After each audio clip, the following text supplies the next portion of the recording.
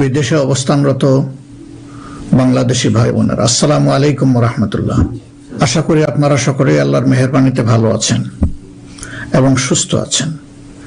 আজ আমি আপনাদের সামনে এসেছি কোনো গতানুগতিক রাজনৈতিক ভাষণ দেওয়ার জন্য নয়। আজ আমি একেবারে মনের ভেতরের কিছু কথা আপনাদের সাথে ভাগাভাগি করতে চাই, যে কথাগুলো একজন জেএনজি, একজন যুবক আর আমাদের প্রজন্ম সবার সাথে সম্পৃক্ত। একজন মুসলমানের জন্য যেমন, তেমনি আমাদের দেশের অন্য ধর্মের সকল ভাই বোনদের জন্য। প্রিয় দেশবাসী, আজ আমি এখানে যাদের কারণে কথা বলছি, সেই জুলাইয়ের মহান শহীদদের রুহের মাগফিরাত কামনা করছি। একই সাথে মহান মুক্তিযুদ্ধের শহীদদেরও গভীর শ্রদ্ধা ভরে স্মরণ করছি। জুলাইয়ের রক্তক্ষয়ী সংগ্রামে এখনো বহু মানুষ আহত আছেন। আমি তাদের দ্রুত আরোগ্য ও সুস্থতা কামনা করছি। জুলাই হয়েছিল কারণ আমাদের দেশ, আমরা একত্রিত হয়েছিলাম।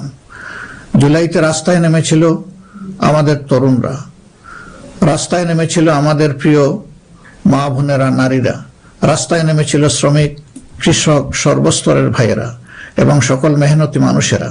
ফেসিবাদ বিরোধী বিভিন্ন রাজনৈতিক দলের নেতা কর্মীরাও তখন আমরা একাকার হয়েছিলাম। শিক্ষক ও প্রকৌশলী, ডাক্তার সহ বিভিন্ন শ্রেণী পেশার মানুষ তখন রাস্তায় নেমে এসেছিলেন। দেশপ্রেমিক সশস্ত্র বাহিনীর সদস্যরাও সে সময় অত্যন্ত প্রশংসনীয় এবং দায়িত্বপূর্ণ ভূমিকা পালন করেছেন। আমরা জুলাই আর চাই না। আমরা চাই এমন বাংলাদেশ যেখানে আর কোনো দিন জনগণকে রাস্তায় নামতে হবে না। আমাদের বুঝতে হবে জুলাই কেন হয়েছিল। জুলাই হয়েছিল একটা বৈষম্যহীন বাংলাদেশের জন্য। জুলাই হয়েছিল একটা কালো রাজনৈতিক ধারার পরিবর্তনের জন্য। যুগের পর যুগ ক্ষমতা কুক্ষিগত ছিল পরিবারতন্ত্রের হাতে, নির্দিষ্ট গোষ্ঠীর হাতে। সেখান থেকে মুক্তির জন্য, বিশেষ করে 2009 সাল থেকে জাতির উপর এমন এক শাসক গোষ্ঠী চেপে বসে, যারা মানবাধিকার, ভোটাধিকার সহ সকল গণতান্ত্রিক অধিকার কেড়ে নেয় এবং গণতান্ত্রিক প্রতিষ্ঠানগুলোকে ধ্বংস করে ফেলে। গুম, বিচার বহির্ভূত হত্যা, আয়নাগর প্রতিষ্ঠার মাধ্যমে জনগণের উপর নিপীড়ন চালায়। 2014, 18 ও 24-এর পরপর 3টি জাতীয় নির্বাচনের নামে তামাশার মাধ্যমে আমাদের ভোটের অধিকার হরণ করা হয়। এইসব নিপীড়ন এবং অধিকার ফিরে পাওয়ার জন্যই এসেছিল রক্তাক্ত জুলাই। আমাদের তরুণরা এখন একটা নতুন দেশ দেখতে চায়, যে দেশকে তারা গর্ব করে বলতে পারবে, নতুন বাংলাদেশ, এটি আমার দেশ 2.0। এক কথায় যদি বলি, দেশের মানুষ পরিবর্তন চায়, কিন্তু একটি মহল পরিবর্তনের বিরোধী। কারণ পরিবর্তন হলেই তাদের অপকর্মের পথ বন্ধ হবে, মানুষের অধিকার কেড়ে নেওয়ার সুযোগ থাকবে না। এই সংস্কৃতি বদলানোর সাহস সবার থাকে না। ক্ষমতাবানদের বিরুদ্ধে রুখে দাঁড়ানোর হিম্মত সবার হয় না। এই হিম্মত দেখিয়েছে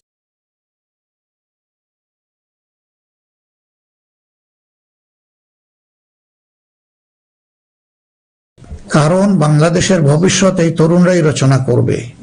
এই তরুণরা পরিশ্রমী, তরুণরা সাহসী, তারা মেধাবী। এই তরুণরা এই পরিবর্তনকে ভালোবাসে। তরুণরা নতুনকে আলিঙ্গন করে, সত্য বলতে দ্বিধাবোধ করে না। প্রযুক্তি বুঝে এবং সামনে এগিয়ে নিয়ে যেতে জানে। তারাই পারবে নতুন বাংলাদেশ গড়ে দিতে। আমরা তোমাদের হাত ধরতে চাই। জুলাইয়ের মতো কাঁধে কাঁধ মিলিয়ে দেশ গড়ার কাজে সঙ্গী হতে চাই। প্রচলিত ধারা বদলাতে চাই। দেশটা বিভেদ এবং বিভাজনের রাজনীতি থেকে মুক্ত করতে চাই। মানুষের জীবনে শান্তি ফিরে আসুক, এটি আমাদের প্রয়াস, এই আমাদের চাওয়া। সবাইকে নিয়ে ঐক্যের বাংলাদেশ গড়তে চাই। এমন বাংলাদেশ যেখানে কেবল পারিবারিক পরিচয়ে কেউ দেশের চালকের আসনে বসতে পারবে না। এমন বাংলাদেশ যেখানে রাষ্ট্র হবে সবার, সরকার হবে জনগণের। প্রিয় দেশবাসী, জনগণ চায় একটু নিরাপত্তা, সুশাসন আর ইনসাফ। তাই আগামীর বাংলাদেশকে এসব অঙ্গীকার এবং মূল্যবোধের আলোকে সাজাতে চাই। রাষ্ট্রের মৌলিক কিছু সংস্কারের লক্ষ্যে জুলাই বিপ্লব পরবর্তী সরকার কিছু পদক্ষেপ গ্রহণ করেছিল, কিন্তু তা সম্পূর্ণ বাস্তবায়িত হয়নি। এই বাস্তবায়ন সম্ভব হবে আগামীতে যে গণভোট, সেই গণভোটে আমরা যদি আমাদের মূল্যবান ভোট দিয়ে হা বলি, তাহলে সংস্কার প্রক্রিয়া তার পূর্ণতা পাবে ইনশাআল্লাহ।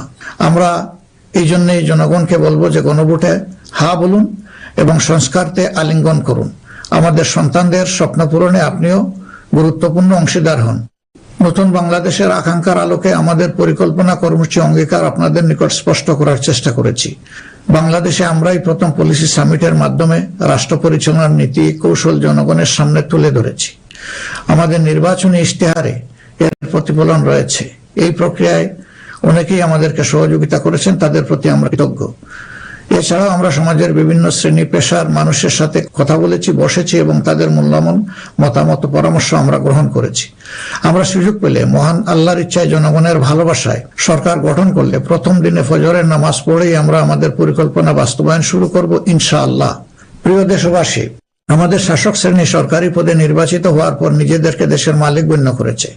ফলে রাষ্ট্রীয় সম্পদ, পদ, পদবি, নীতি, প্রতিষ্ঠান সবকিছু ব্যক্তিগত ও দলীয় স্বার্থ হাসিলের উপায় হিসাবে অন্যায়ভাবে ব্যবহার করা হয়েছে। এর ফলে চুরি ও দুর্নীতি, স্বজনপ্রীতির মাধ্যমে প্রতারিত করে জনগণের সম্পদ লুণ্ঠন করা হয়েছে।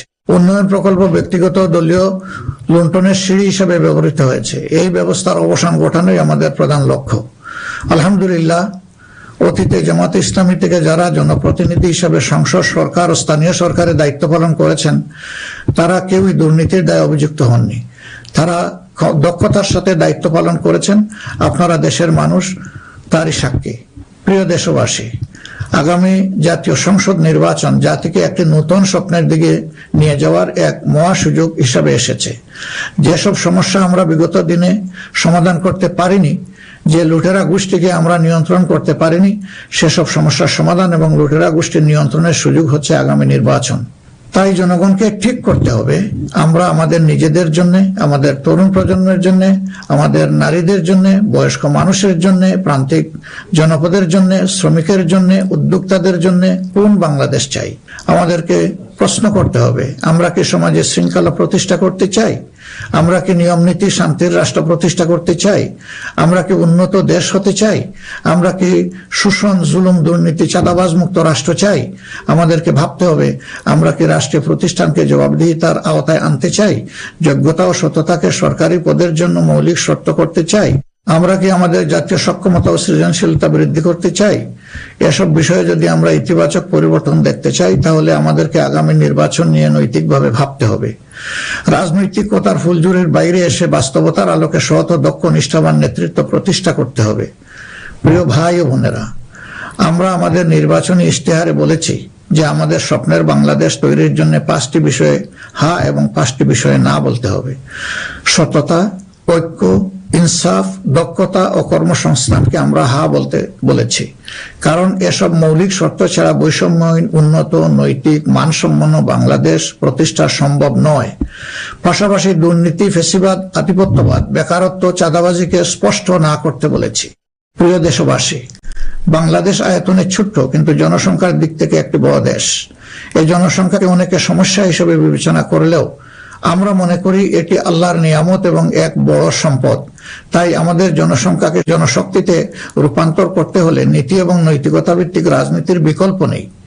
সমাজে নীতি, নৈতিকতা, শৃঙ্খলা, জবাবদিহিতা প্রতিষ্ঠা করা ছাড়া কোনো জাতি এগোতে পারেনি, আমাদের পক্ষে অসম্ভব না। যে সমাজে নারীর মর্যাদা রক্ষা করতে পারে না, সেই সমাজ কখনো সমৃদ্ধ হতে পারে না। আমরা ক্ষমতায় এলে নারীরা কেবল ঘরের ভেতরে নয়, সমাজের মূলধারার নেতৃত্বে থাকবেন সগৌরবে। কর্পোরেট জগৎ থেকে রাজনীতি সবখানে তাদের মেধার মূল্যায়ন হবে কোনো বৈষম্য ছাড়াই। আমরা এমন এক দেশ গড়ার প্রতিশ্রুতি দিচ্ছি যেখানে কোনো মা, বোনকে, মেয়েকে নিরাপত্তাহীনতায় ভুগতে হবে না। আপনাদের অধিকার রক্ষার লড়াইয়ে আমাদের সঙ্গে হন। একটি উন্নত ও আধুনিক দেশ গড়ার কারিগর হিসাবে আমাদের নির্বাচিত করুন। প্রিয় দেশবাসী, আমরা মনে করি সমাজে ন্যায় বিচার ও ইনসাফ প্রতিষ্ঠা করতে হলে সকলকে মর্যাদা দিতে হবে এবং সকলের মানবাধিকার সুরক্ষা করতে হবে। সকল পরিচয় নির্বিশেষে আমরা অঙ্গীকার ব্যক্ত করছি যে একটি মানবিক উন্নত দেশ গড়ার জন্য দলমত নির্বিশেষে সকলের মান, ইজ্জত, অধিকারের সুরক্ষা দিব ইনশাআল্লাহ।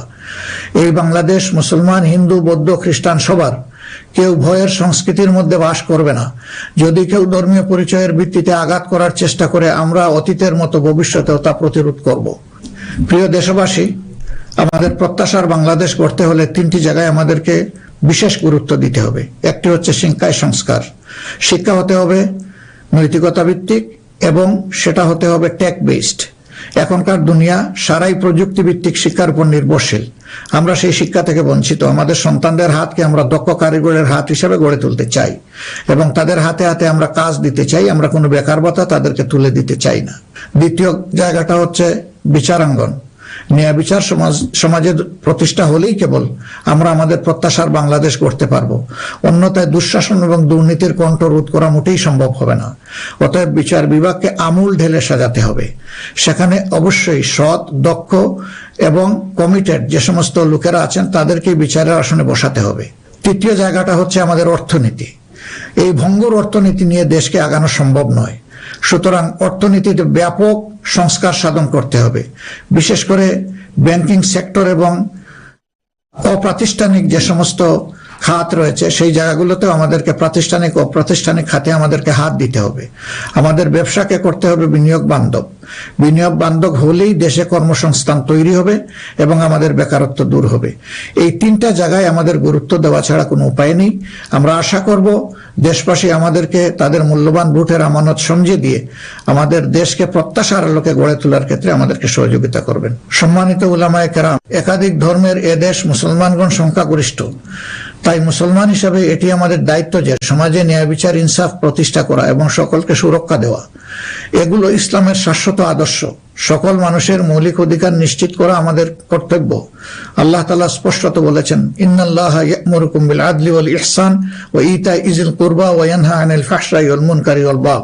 আমাদেরকে স্পষ্টভাবে আল্লাহ নির্দেশ দিয়েছেন। এ দায়িত্ব আমরা সকলে মিলেই পালন করব।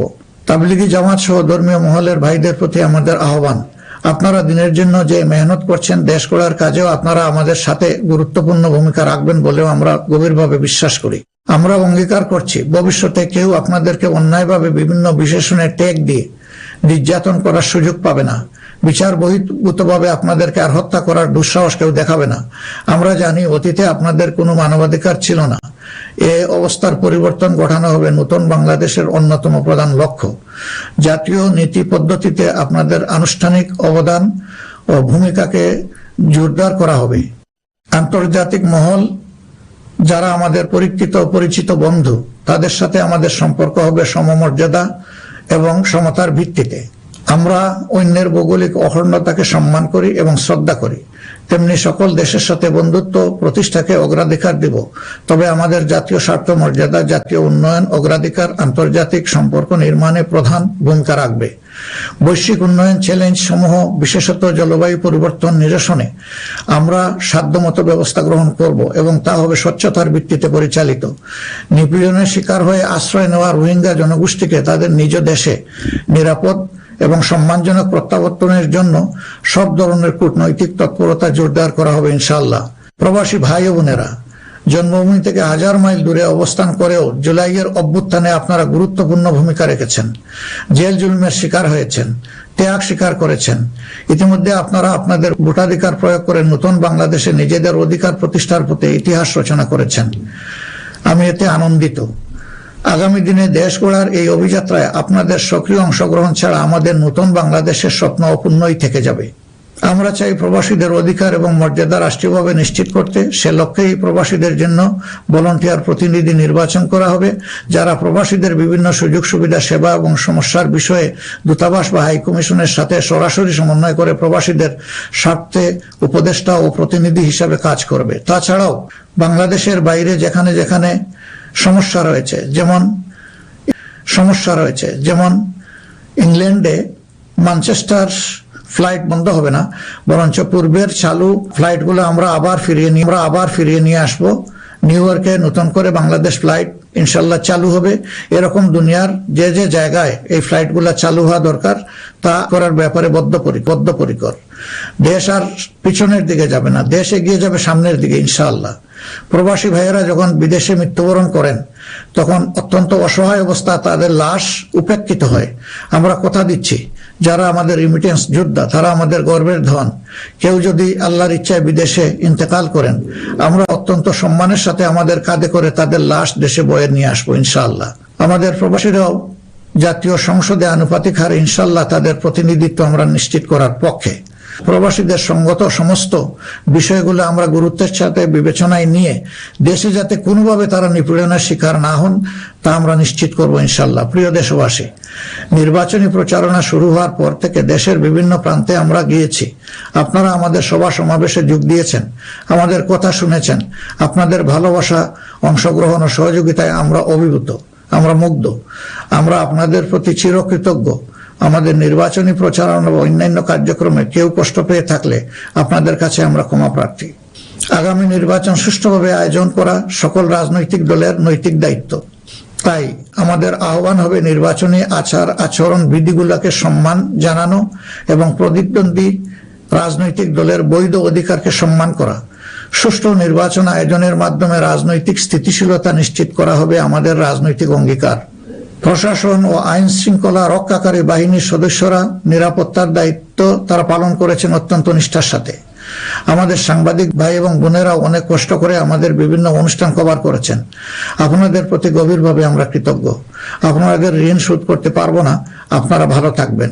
আমাদের দলের বিভিন্ন পর্যায়ে নেতাকর্মী, শুভাকাঙ্ক্ষী এবং নির্বাচনী জোটের নেতৃবৃন্দ কর্মীগণ নিরলস পরিশ্রম করে যাচ্ছেন, আর্থিক ত্যাগ করেছেন। শেরপুরে আমার ভাই রেজাউল করিম প্রতিপক্ষের নির্মম আঘাতে শাহাদত বরণ করেছেন। আল্লাহ রাব্বুল আলামিন তার এই ত্যাগকে কবুল করুন এবং তাকে শহীদ হিসেবে কবুল করুন। আমাদের ভাই জনাব মোহাম্মদ নুরুজ্জামান বাদল, যিনি শেরপুর 3 আসনের প্রার্থী ছিলেন, তিনি ইন্তেকাল করেছেন। আল্লাহ তাকে উত্তম পুরস্কার দিন এবং জান্নাত নসিব করুন। প্রিয় দেশবাসী, আমরা আন্তরিকভাবে বিশ্বাস করি যে রাষ্ট্রীয় দায়িত্ব হচ্ছে আমানত। রাষ্ট্রীয় দায়িত্ব কোনো উপভোগের বিষয় নয়। সর্বাবস্থায় আমরা স্মরণে রাখব আমরা প্রত্যেকে দায়িত্বশীল এবং আমাদের দায়িত্বের ব্যাপারে জিজ্ঞাসাবাদ করা হবে। আমরা হযরতে ওমরের সেই বিখ্যাত উক্তি ও দায়িত্বশীলতা মনে রাখব যে ফুরাত তীরে একটি কুকুর না খেয়ে যদি মরে তাহলে তার জন্যও তাকে জবাবদিহি করতে হবে। আল্লাহর নির্দেশ অনুসারে আমরা ন্যায় বিচার প্রতিষ্ঠায় অঙ্গীকারবদ্ধ থাকবো ইনশাআল্লাহ। আশা করি আপনারা আমাদের অঙ্গীকার ও স্বপ্নকে বিশ্বাস করে জাতীয় সংসদ নির্বাচনে আমাদের প্রতি সমর্থন জানাবেন। আগামী 12 ফেব্রুয়ারি তারিখে জামাতে ইসলামের প্রার্থীদেরকে দাঁড়িপাল্লা মার্কায় এবং যেসব অঞ্চলে 11 দলীয় অপরাপর প্রার্থী রয়েছেন তাদেরকে আপনারা আপনাদের এলাকায় ইনশাআল্লাহ মূল্যবান ভোট দিয়ে নির্বাচিত করবেন। এই আকুল আবেদন আপনাদের সকলের প্রতি রাখলাম। আল্লাহ পরিবর্তনের এক মহা সুযোগ আমাদেরকে এনে দিয়েছেন। আসুন সেটা কাজে লাগাই। বিগত দিনের রাজনীতি পরিহার করি, একটি নতুন বাংলাদেশ তৈরি করি যেখানে সবাই মান, ইজ্জত ও মর্যাদা নিয়ে বাস করবে। আমরা আমাদের তরুণ সমাজকে সমাজের ককপিটে বসিয়ে দিতে চাই। বাংলাদেশ নামের উড়োজাহাজটি তারাই চালাবে, তারাই হবে ক্যাপ্টেন, তারাই হবে এটার পাইলট। আমরা গিয়ে বসবো প্যাসেঞ্জার সিটে। হে তরুণরা, তোমরা তৈরি হয়ে যাও। এই দেশ তোমাদের জন্য, এই দেশ তোমাদের হাতেই তুলে দিতে চাই এবং এই দেশ তোমাদের হাতেই মানাবে, এই দেশ তোমাদের হাতেই গড়ে উঠবে। এটি আমাদের একান্ত প্রত্যাশা। বাংলাদেশ জামাতে ইসলামী নিরলসভাবে এই দেশকে গড়ে তোলার জন্য এবং দেশে বিদ্যমান সংকট নিরসনের জন্য সবসময় কাজ করে এসেছে। তা আপনারা সকলেই সাক্ষী। এমনকি আমাদের কষ্টের দিনগুলোতেও আমরা থেমে থাকিনি। আমরা জনগণের সুখ দুঃখ, ব্যথা বেদনার সমান অংশীদার ছিলাম। যেখানেই জনগণ কোনো দুঃখে কষ্টে পড়েছে সেখানেই আমরা গিয়ে তাদের সামনে হাজির হওয়ার চেষ্টা করেছি। আপনারা তখন আমাদেরকে বলতেন, এত কষ্ট বুকে চেপে আপনারা এসেছেন আমাদের কাছে। এক আশ্চর্য জিনিস না, এটা আপনাদের কাছে আশ্চর্য হলেও আমাদের কাছে ছিল এটি আমাদের পবিত্র কর্তব্য এবং দায়িত্ব। কোনো বাধাই আমাদেরকে সেদিন টিকিয়ে রাখতে পারেনি। ইনশাআল্লাহ আগামীতেও কোনো বাধা আমাদেরকে টিকিয়ে রাখতে পারবে না। আমরা আমাদের প্রিয় জনগণের এবং আমরা বিশ্বাস করি আমাদের জনগণ আমাদেরকে ভালোবাসে। জনগণের এই ভালোবাসায় আমরা অভিভূত এবং আমরা পূর্ণ আস্থা রাখি আমাদের জনগণের রায়ের প্রতি। আপনাদের সকলকে আজকের এই পর্যায়ে এসে আরেকবার আমি আহ্বান জানাবো, আসুন একটু নতুন বাংলাদেশ, তরুণদের প্রত্যাশার বাংলাদেশ, জিএনজির জন্য আগামী বাংলাদেশ, আমাদের নারী সমাজের জন্য একটা নিরাপদ এবং সম্মানের বাংলাদেশ গড়ে তোলার জন্য আমরা সবাই আগামী 12 তারিখ দাঁড়িপাল্লা এবং জোটের অপরাপর মার্কা যেখানে যেটা আছে তাতে ভোট দিয়ে 11 দলীয় প্রার্থীদেরকে নির্বাচন করি। তাহলে ইনশাআল্লাহ প্রত্যাশার একটি দেশ আমরা খুঁজে পাবো, একটু নতুন বাংলাদেশ পাবো। আমরা বিশ্বাস করি জনগণ পরিবর্তন চায়, সেই পরিবর্তন জন্যই আমাদের এই আহ্বান। এই পরিবর্তন আমাদের হাতে ইনশাআল্লাহ মানাবে, অন্য কারো হাতে নয়। দেশ তো এটা আপনারা বুঝতেই পারছেন। আল্লাহ হাফিজ। বাংলাদেশ জিন্দাবাদ। বাংলাদেশ জামাত ইসলামী জিন্দাবাদ। 11 দলীয় নির্বাচনী ঐক্য জিন্দাবাদ।